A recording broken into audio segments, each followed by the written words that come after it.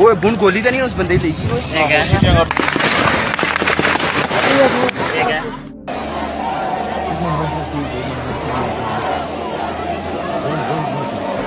जिस कश्मीर के नाम पर पाकिस्तान पिछले 78 साल से दुनिया के सामने राजनीति करता रहा, आज उसी कब्जे वाले कश्मीर से उसके खिलाफ सबसे बुलंद आवाज उठ रही है। रावतकोट की धरती पर हजारों लाखों लोगों की भीड़ पाकिस्तान को खुली चुनौती दे रही है। मंच से सवाल पूछा जाता है, क्या अब एलओसी की तरफ मार्च किया जाए? और पूरा मैदान एक साथ गूंज उठता है, हाँ चलो हिंदुस्तान की तरफ। अब सवाल सिर्फ प्रदर्शन का नहीं है, सवाल ये है कि क्या पाकिस्तान अपने ही कब्जे वाले इलाके पर नियंत्रण खो रहा है? नमस्कार, आपका स्वागत है फोर्थ पॉइंट पर और मेरा नाम है आयुषी गौड़। पाकिस्तान के कब्जे वाले कश्मीर में पिछले कई हफ्तों से जारी आंदोलन अब अपने सबसे निर्णायक मोड़ पर पहुंच चुका है। शुरुआत बिजली दरों, महंगाई और बुनियादी सुविधाओं की मांग से हुई थी, लेकिन अब आंदोलन का स्वर पूरी तरह बदल चुका है। प्रदर्शनकारी अब पाकिस्तान सरकार और सेना पर दमन, आर्थिक नाकेबंदी और मानवाधिकार उल्लंघन के आरोप लगाते हुए राजनीतिक अधिकारों और आजादी की मांग उठा रहे हैं। रावतकोट के ऐतिहासिक ईदगाह मैदान में आयोजित विशाल जनसभा में जॉइंट अवामी एक्शन कमेटी के नेता सरदार अमन खान ने पाकिस्तान सरकार को 48 घंटे का अल्टीमेटम देते हुए चेतावनी दी कि यदि गिरफ्तार लोगों को रिहा नहीं किया गया, आर्थिक प्रतिबंध नहीं हटाए गए और कार्रवाई बंद नहीं हुई तो 9 जुलाई को बड़े पैमाने पर आंदोलन किया जाएगा। इस घोषणा के बाद पूरे इलाके में तनाव और बढ़ गया है कि इस तरफ राशन की किल्लत है, अद्वियात की किल्लत है और हमें आपकी मदद चाहिए, हमें आपकी मदद चाहिए।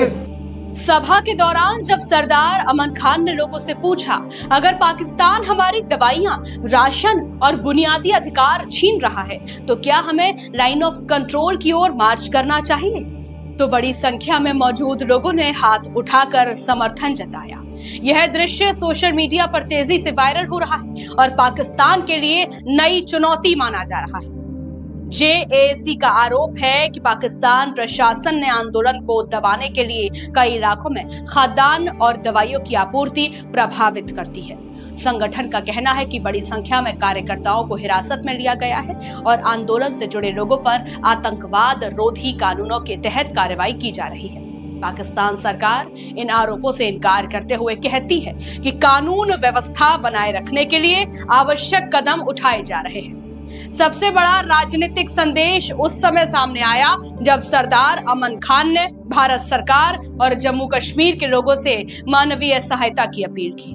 उन्होंने कहा कि यदि हालात और बिगड़ते हैं तो एलओसी के रास्ते राहत सामग्री पहुंचाने और जरूरतमंद नागरिकों को सुरक्षित मानवीय विकल्प देने पर विचार किया जाना चाहिए।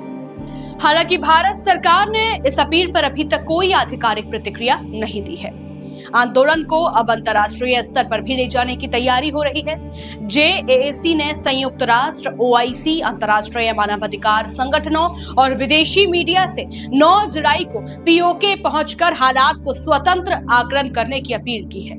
उनका कहना है कि दुनिया को वास्तविक स्थिति दिखाई जानी चाहिए। इसी बीच ब्रिटेन के लंदन में भी पाकिस्तान उच्चायोग के बाहर पीओके मूल के लोगों ने प्रदर्शन किया। प्रदर्शनकारियों ने पाकिस्तान सरकार के खिलाफ नारे लगाए और मानवाधिकार उल्लंघन के आरोप दोहराए। इससे यह संकेत मिला कि यह मुद्दा केवल स्थानीय नहीं बल्कि अंतर्राष्ट्रीय चर्चा का विषय बनता जा रहा है। भारत का आधिकारिक रुख पहले की तरह स्पष्ट है कि पूरा जम्मू कश्मीर, जिसमें पाकिस्तान के कब्जे वाला क्षेत्र भी शामिल है, भारत का अभिन्न हिस्सा है।